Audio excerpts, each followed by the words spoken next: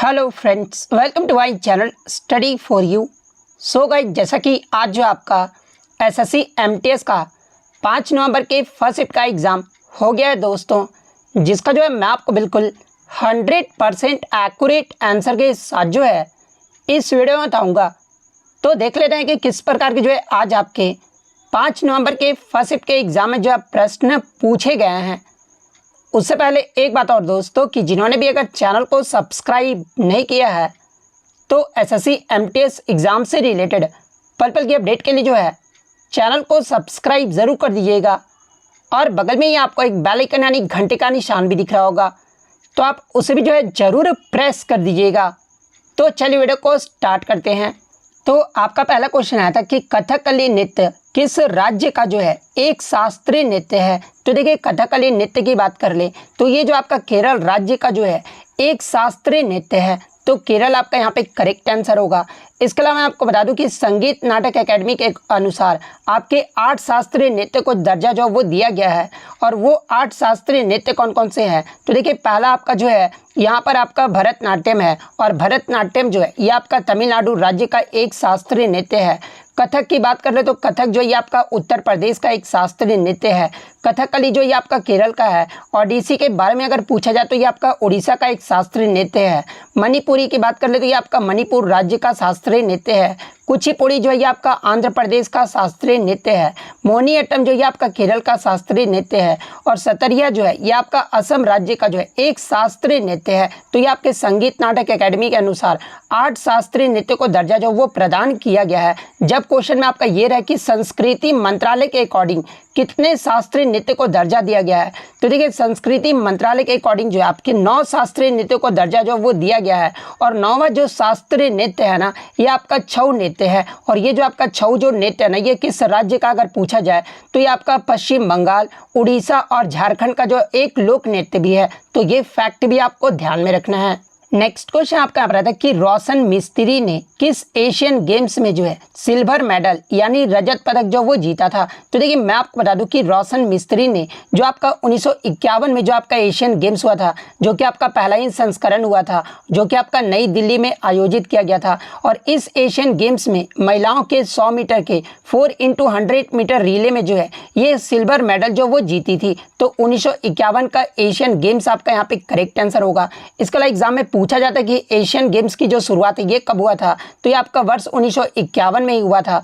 और अब तक भारत में जो है 2 बार आपका एशियाई खेलों का आयोजन जो वो किया जा चुका है। और कब कब, तो पहला ही आपका 1951 में किया गया था। और दूसरा भी जो है ये आपका 1982 में किया गया था। और दूसरा जो आपका 1982 में आयोजित किया गया था, ये भी आपका नई दिल्ली में ही जो है आयोजित किया गया था। तो ये फैक्ट भी आपको ध्यान में रखना है। और 2023 का जो एशियन गेम्स है ये कहाँ पर आयोजित किया गया था, तो ये आपका चाइना में आयोजित किया गया था, जो कि आपका हांगझाऊ शहर में आयोजित किया गया था।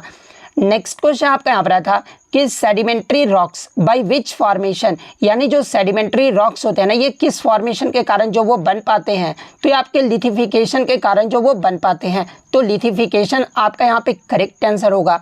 वहीं अगर सेडिमेंट्री रॉक्स के अगर एग्जाम्पल की बात कर ले तो कौन कौन से होते हैं, तो देखिए लाइमस्टोन, चॉक, क्ले, सैंडस्टोन और सेल, ये सभी जो होते हैं ना, ये आपके सेडिमेंट्री रॉक्स के जो वो एग्जाम्पल है। तो ये पॉइंट भी आपको ध्यान में रखना है। नेक्स्ट क्वेश्चन आपका यहाँ पर साइंस से आया था कि डीनेचुरेटेड अल्कोहल का जो मतलब जो वो पूछा गया था। तो देखिए डीनेचुरेटेड अल्कोहल का जो मतलब होता है ना, is ethanol that the additives to make it unfit for human consumption, यानी ह्यूमन कंजप्शन के लिए जो है ये आपका अनफिट जो वो होता है। तो ये वाला ऑप्शन आपका करेक्ट आंसर होगा।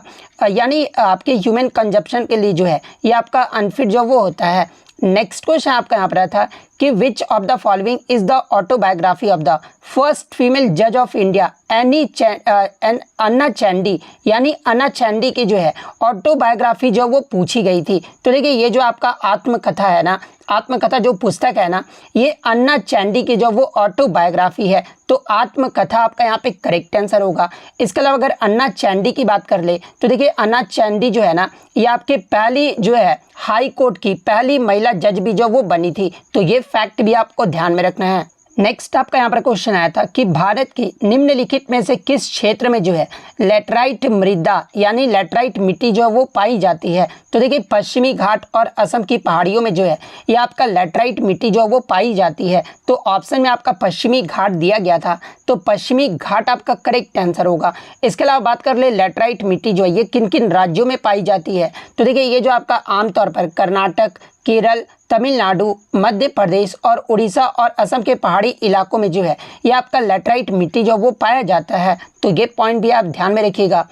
नेक्स्ट क्वेश्चन आपका यहाँ पर आया था कि आपको जो है दिया गया था कि पोटेशियम, मैग्नीशियम, कॉपर और गोल्ड का जो है मेटालिक रिएक्टिव वाइज जो आपको अरेंज जो वो करना था। तो देखिए अगर मैं आपको बता दूं कि इन टर्म्स ऑफ रिएक्टिविटी यानी रिएक्टिविटी के टर्म में अगर हम लोग सबसे पहले जो आपका आता है वो आपका पोटेशियम आता है और पोटेशियम का जो सिंबल होता है वो आपका के होता है।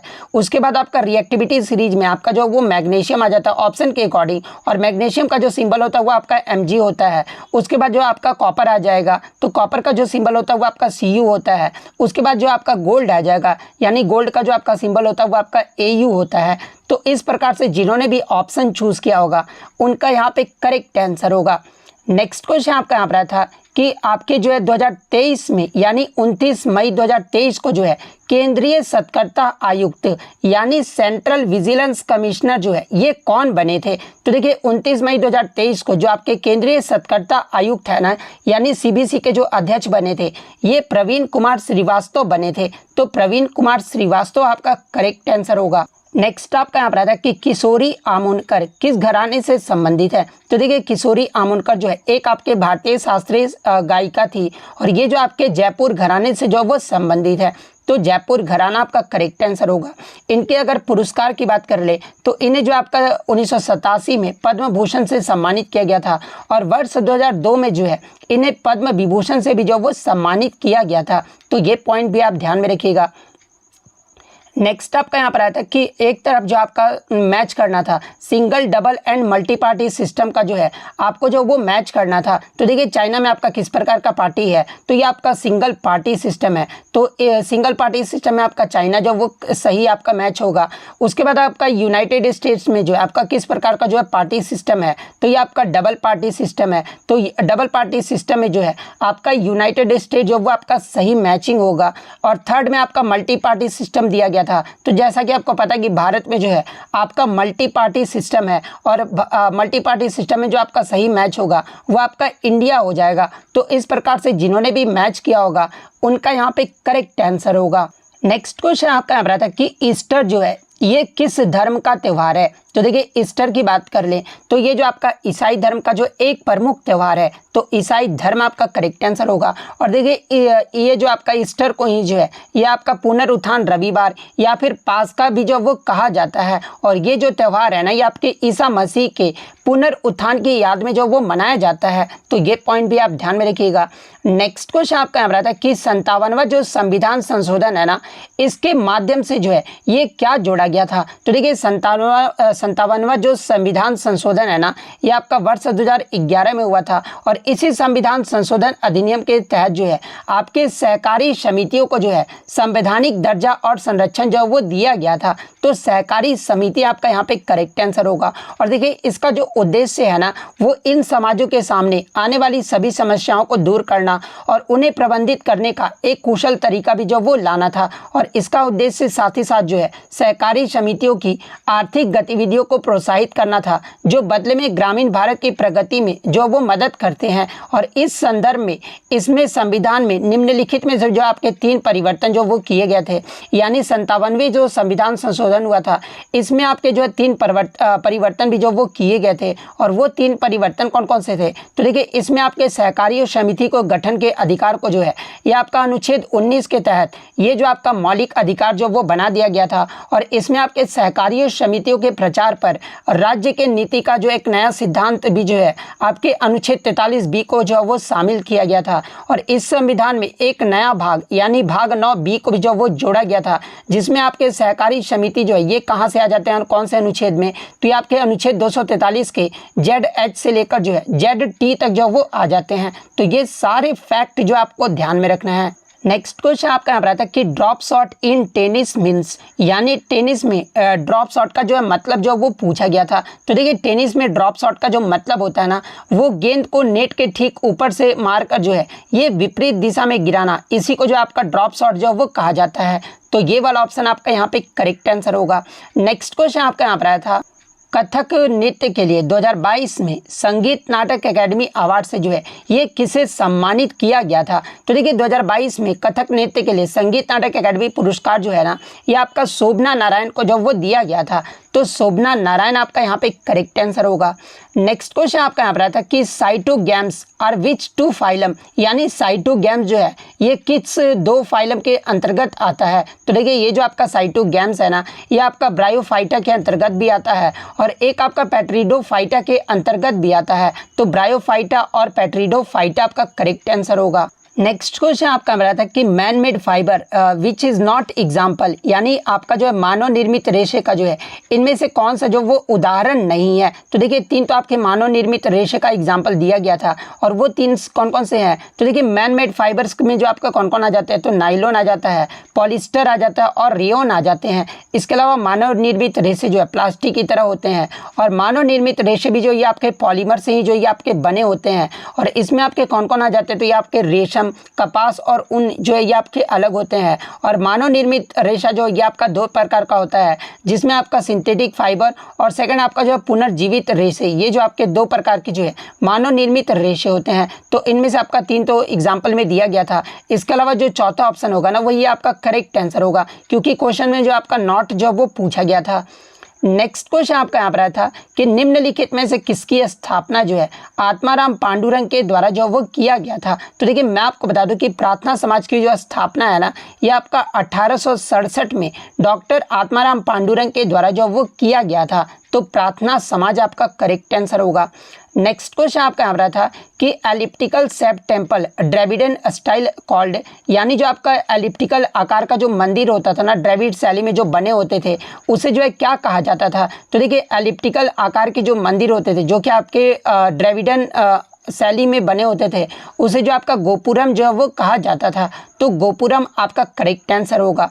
नेक्स्ट क्वेश्चन आपका यहाँ पर आया था कि मल्टी पॉवर्टी इंडेक्स के हिसाब से लोवेस्ट जो आपका सबसे गरीब राज्य है, सबसे कम गरीब राज्य जो है ये कौन सा है। तो देखिए आपका जो नीति आयोग के द्वारा मल्टी पॉवर्टी इंडेक्स जो जारी किया जाता है, उसके अनुसार सबसे कम जो गरीब राज्य है ना, ये आपका केरला है। तो केरला आपका करेक्ट आंसर होगा। इसके अलावा कुछ बच्चों ने बताया कि 2023 का जो है मल्टी पॉवर्टी इंडेक्स जो वो पूछा गया था कि कितना प्रतिशत जो है लोग आपके जो है गरीबी रेखा के नीचे जो वो रहते हैं। तो देखिए 2023 में जो आपका मल्टी पॉवर्टी इंडेक्स जारी किया गया था, उसमें आपके 20.8% लोग जो है ये आपके जो जनसंख्या है ना, वो आपके मल्टी डायमेंशनल पॉवर्टी इंडेक्स, यानी आपके जो है गरीबी में जो वो नीचे जो वो रहते हैं। तो 20.8% आपका करेक्ट आंसर होगा। नेक्स्ट क्वेश्चन आपका यहाँ पर आता है कि संगम एज पोएट लैंग्वेज, यानी आपका संगम जो साहित्य है ना, ये आपका किस लैंग्वेज में जो वो लिखा गया था। तो देखिए संगम की बात कर ले तो ये आपका तमिल भाषा में जो वो लिखा गया था। तो तमिल आपका यहाँ पे करेक्ट आंसर होगा। नेक्स्ट क्वेश्चन आपका यहाँ पर आता है कि तुगरिल खान की मृत्यु के बाद बलबन ने बंगाल का नवाब जो है ये किसे नियुक्त किया था। तो देखिए मैं आपको बता दूं कि बंगाली गवर्नर तुगरिल खान ने जो है 1279 ईस्वी या फिर उसके आसपास ही जो है बलबन के खिलाफ जो वो विद्रोह किया था और बलबन द्वारा अपने सैनिकों को बंगाल भेजने के बाद तुगरिल खान को जो ये आपका मार दिया गया था। और तुगरिल खान के मरने के बाद बंगाल का दूसरा पुत्र जो है बुगरा खान को जो ये आपका बंगाल का गवर्नर जो वो नियुक्त किया गया था। तो बुगरा खान आपका यहाँ पे करेक्ट आंसर होगा। नेक्स्ट क्वेश्चन आपका यहाँ पर आता है, ये तो मैंने आपको बता दी कि टेनिस में ड्रॉप शॉट का मतलब क्या होता है। तो गेंद को नेट के ठीक ऊपर से मारकर जो है विपरीत दिशा में गिराना, यही जो आपका टेनिस में ड्रॉप शॉट का मतलब होता है। नेक्स्ट क्वेश्चन आपका यहाँ पर आता है कि इंडिया हाउस जो है ये कहाँ पर स्थित है। तो देखिए अगर इंडिया हाउस की बात कर ले तो ये आपका यूनाइटेड किंगडम के लंदन में स्थित है और ये जो आपका जो है राजनयिक मिशन था, तो लंदन आपका यहाँ पे करेक्ट आंसर होगा। इसके अलावा बात कर ले इंडिया हाउस की स्थापना लंदन में किसके द्वारा किया गया था। तो देखिए 1905 में इंडिया हाउस की जो स्थापना है ना लंदन में, ये आपके श्यामजी कृष्ण वर्मा के द्वारा जो वो किया गया था। तो ये फैक्ट भी आपको ध्यान में रखना है। नेक्स्ट क्वेश्चन आपका यहाँ पर आता है कि प्रधानमंत्री नरेंद्र मोदी ने 7 राज्यों में पीएम मित्र मेगा टेक्सटाइल पार्क स्थापित करने की घोषणा की है। और इसमें आपका कौन सा 7 राज्यों में जो है एक राज्य जो वो शामिल नहीं है प्रश्न में जो वो पूछा गया था।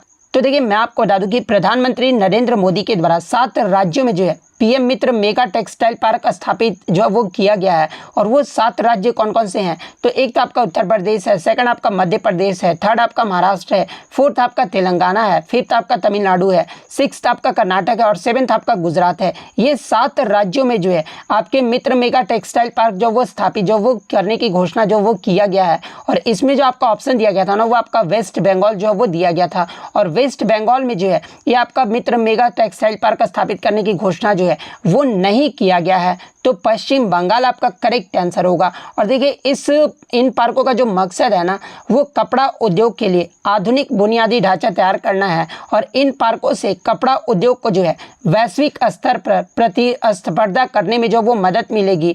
तो ये फैक्ट भी आपको जो वो ध्यान में रखना है। नेक्स्ट क्वेश्चन आपका रहा था कि महिला बैंक की जो स्थापना है ये भारत में कब हुई थी। तो देखिए भारतीय महिला बैंक भारत का जो है पहला महिला बैंक है। और इसकी जो शुरुआत है ना ये आपका 19 नवंबर 2013 को जो है ये आपका मुंबई में हुआ था। तो 19 नवंबर 2013 आपका यहाँ पे करेक्ट आंसर होगा।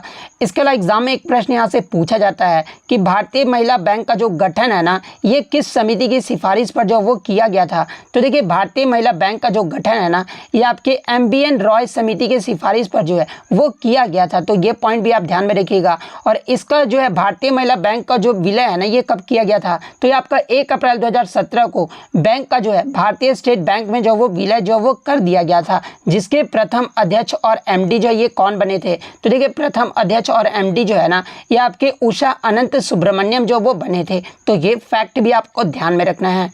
नेक्स्ट अगर हम लोग इंग्लिश की बात कर ले तो इंग्लिश में जो है आपका थ्रू थिक एंड थिन का जो वो आपका इडियम जो वो पूछा गया था।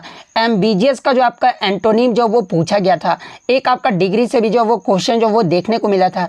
वहीं अगर क्लोज टेस्ट की बात कर ले तो सडनली गेस्ट पर जो आपका एक क्लोज टेस्ट आया था जो कि आपका बच्चे द्वारा मिला था कि वो ईजी ही जो आपका पूछा गया था।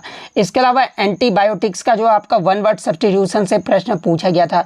तो ये सारे प्रश्न जो आज मुझे बच्चों के द्वारा 100% रियल और ऑथेंटिक मिले हैं। तो जिन भी एग्जाम देकर आए हैं तो आप जो है लाइक ज़रूर कर दीजिएगा। और इसी तरह रियल एनालिसिस पाने के लिए जो है चैनल को सब्सक्राइब ज़रूर कर दीजिएगा। तो मिलते हैं नेक्स्ट वीडियो, तब तक thank you, all the best.